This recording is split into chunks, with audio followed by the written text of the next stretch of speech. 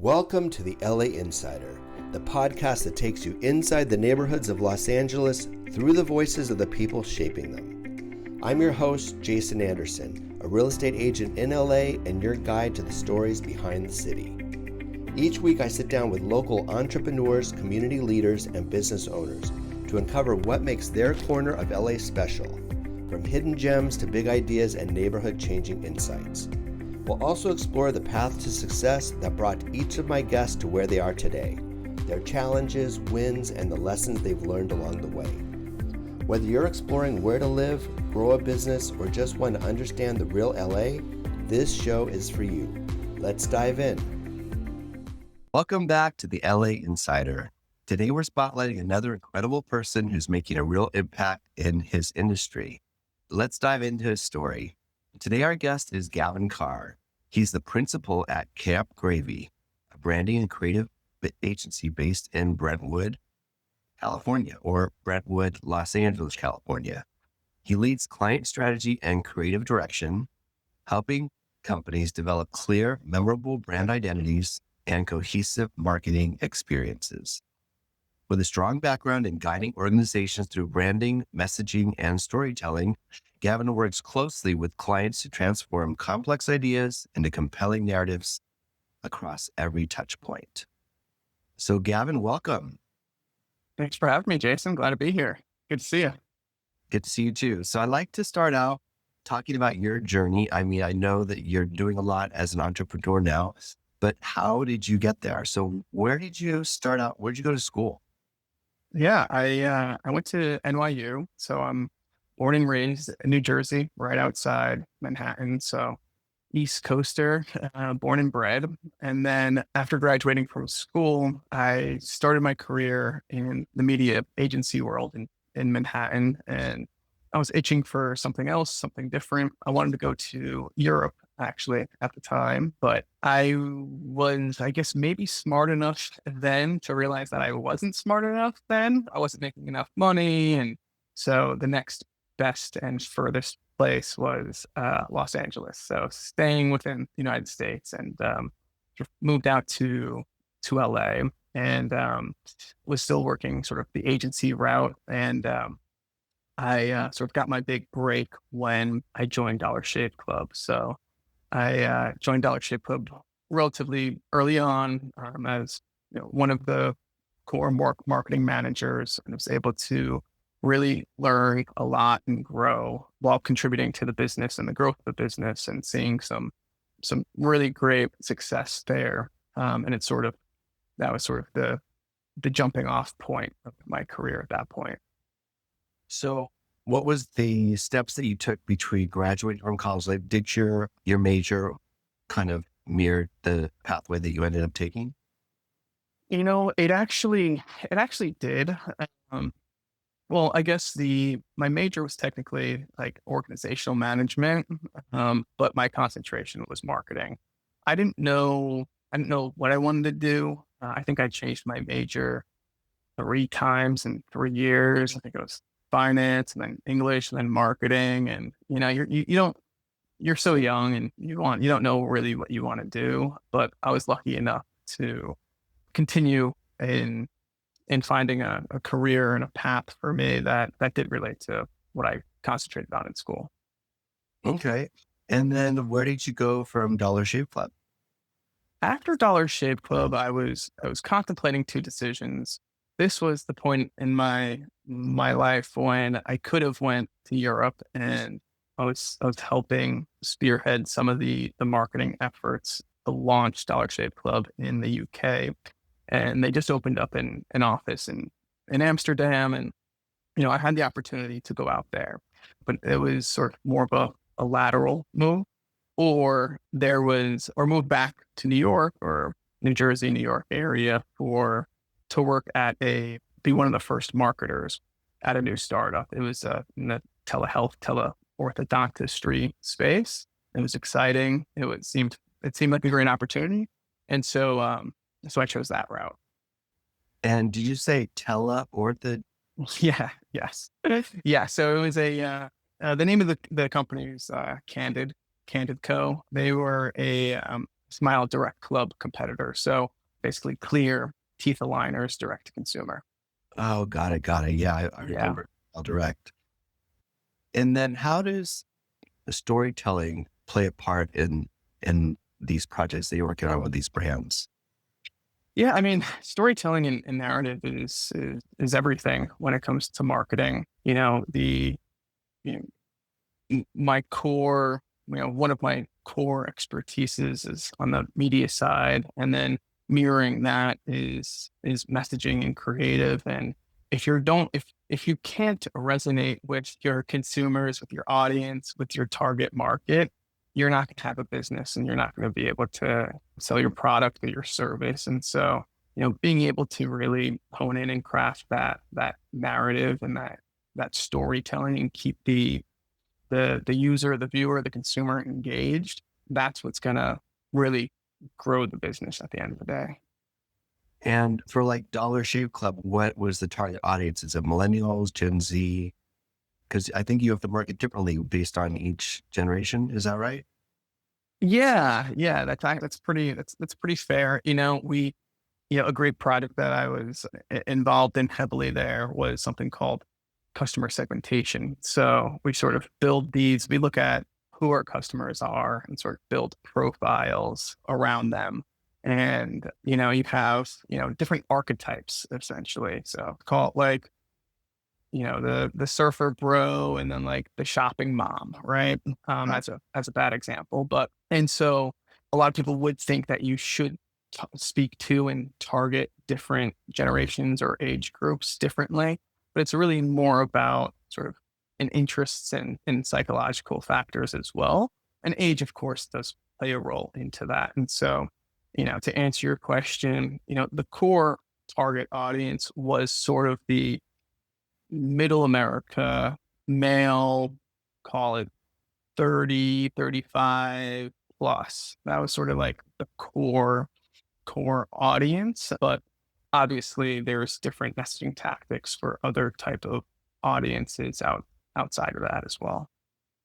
And at what point did you decide to start Camp Gravy? Oh, so Camp Gravy, I was started a little bit later in my career. I probably started about 7 years ago or so now. And I was always, I love what I do. And so, I would try to help my friends who have brands, or they would put me in touch with other folks, and I'm happy to help out, provide advice or a little consulting here and there. And then sort of one thing led to another and sort of grew. And when the pandemic hit, it was a good opportunity to go headfirst into Camp Gravy. Okay. And can you tell us kind of an overview of Camp Gravy? Like, who are your target clients? Where you're based? How big is your team? Sure. Yeah. I mean, Camp Gravy, it's still a small shop, and we like to keep it relatively small. It's a team of about four core team members, and then we have a extended network from there. And in terms of the like target audience, we a lot of what we do is through word of mouth and referrals. So we don't really advertise, but I would say sort of the sweet spot is, it's probably brands that are already spending anywhere between 25 to $75 million a year in advertising, and they're looking to scale. They're looking for ways to either scale their business, or also larger advertisers that are looking to become a little bit more efficient with their advertising dollars. Say they're spending $60 million a year, we can come in and help reduce inefficiencies, and so that they're getting a lot more for the same or less out of pocket cost. Can you share a success story of maybe one of your clients and how working with Camp Gravy improved their business? Yeah, for sure. I'm not at liberty to really give names right now, but yeah, for sure. You can be. Okay, perfect. Yeah, I'd say so. One client that we helped a lot was we came in and helped them with their paid social strategy. So they were looking for help in just customer acquisition and growth in general. It was an e-commerce brand. And we came in and helped sort of revamp their strategy. So they were running a lot of paid social ads that they were creating themselves, or had creative agencies create for them. And we implemented an influencer strategy where we would lean into that strategy for sales in addition to branding, but we would take the content that was being created and repurpose that for paid ads also, and then create an iterative process from there. And we saw tremendous growth. It was off the top of my head, I think it was plus 47% in terms of increase in customer acquisition month over month, essentially. And it just scaled from there. Yeah, that's one example. And then do you work with a lot of influencers? Yes, for sure. A lot of influencers, a lot of podcasters. It is a growing space, and it's quite fragmented as well. And so it keeps us on our toes and excited. What trends do you see happening in the branding space nowadays? I'd say you see a lot of brands that are now, I think first it was sort of taboo to have your own in-house creative team. And now a lot of big brands have their own in-house creative team.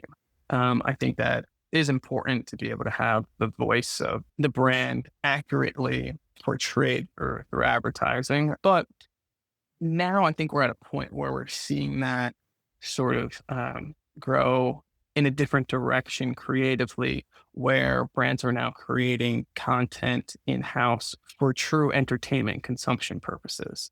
I think Dollar Shave Club actually is a great example of them doing that first. It was sort of more of a men's magazine, and it was in magazine form, and then became sort of a blog. But now we have brands that are really leaning into it and creating short form films, short form videos that are episodic and are meant just for entertaining and connecting with consumers.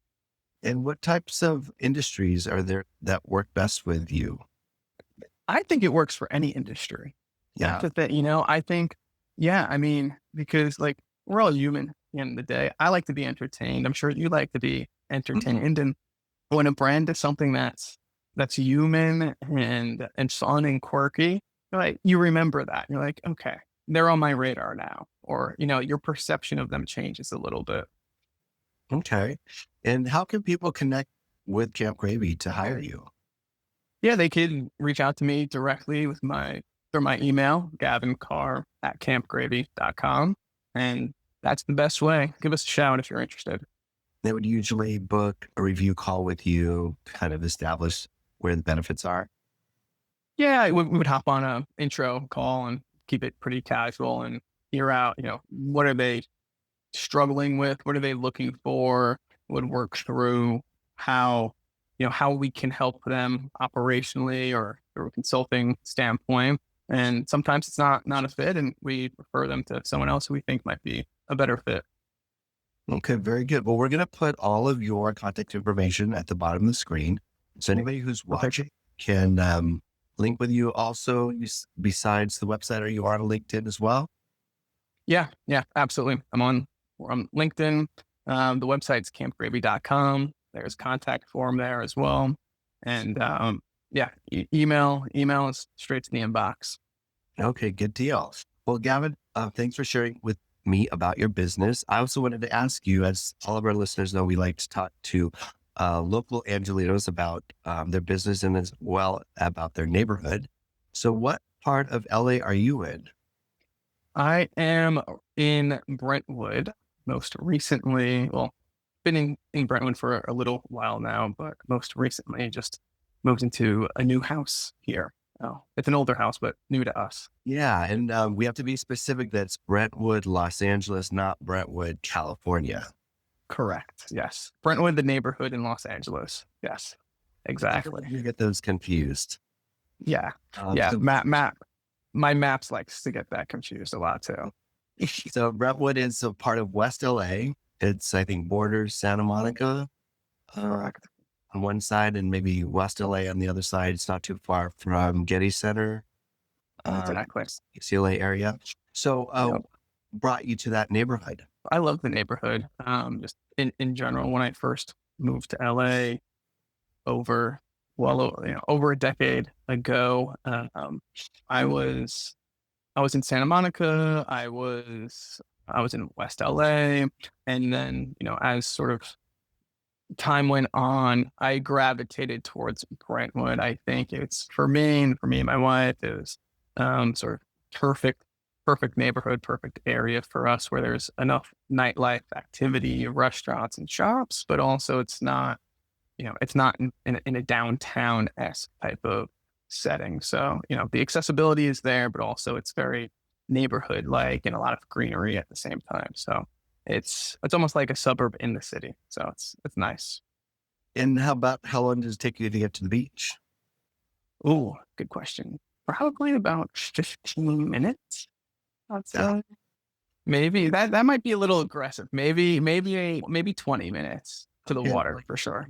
20 Yeah. minutes to be 20 minutes from the ocean is not a bad thing. No, it's not. And growing up in northern New Jersey, it's a nice little perk nowadays. Definitely. And so, if someone was visiting to Brentwood, what would be their go-to spot for like dinner? Oh, they got to go to Matukai, sit at the bar, not at the tables, and order the cheesesteak sandwich. That is to die for. Highly, highly recommend. Yes. Is that like on San Vicente or Montana? Yep. That's right on San Vicente. Yeah. Yep. Next to Katana. Yeah. Okay, awesome. So cheesesteak sandwich. And any favorite spot for coffee? Oh, I'm not a big coffee drinker, but there's a ton of coffee shops that are popping up. So there's the OG Alfred's on San Vicente, and Nice. then yeah, and then there's a couple others that are popping up as well. I think one is I want to say La La Land, but I think that may there's not be. more. I think there's Okay, something yeah, about that. Yeah, La La Land. yeah, yeah. There you go. You're trading places. So Oh, for people who are moving to Los Angeles, you would highly recommend Brentwood as an option. oh, absolutely. Yeah, yeah. It is. It's my favorite neighborhood. Awesome. Thank you again, Gavin, for joining me today, sharing with us your story about your business and about your neighborhood of Brentwood. And for those of you listening, we really appreciate if you like, subscribe, and comment on anything that you find interesting in today's interview. It really helps us to grow. And I'm Jason, and I will see you next time on the LA Insider. Thank you for tuning in to the LA Insider. I hope today's conversation gave you a deeper look into the people and neighborhoods that make Los Angeles so dynamic. If you enjoyed the episode, be sure to subscribe, leave a review, and share it with someone who loves LA just as much as you do. I'm Jason, and I'll be back next week with another inspiring guest and more stories from the heart of the city. Until then, stay curious, stay connected, and keep exploring LA.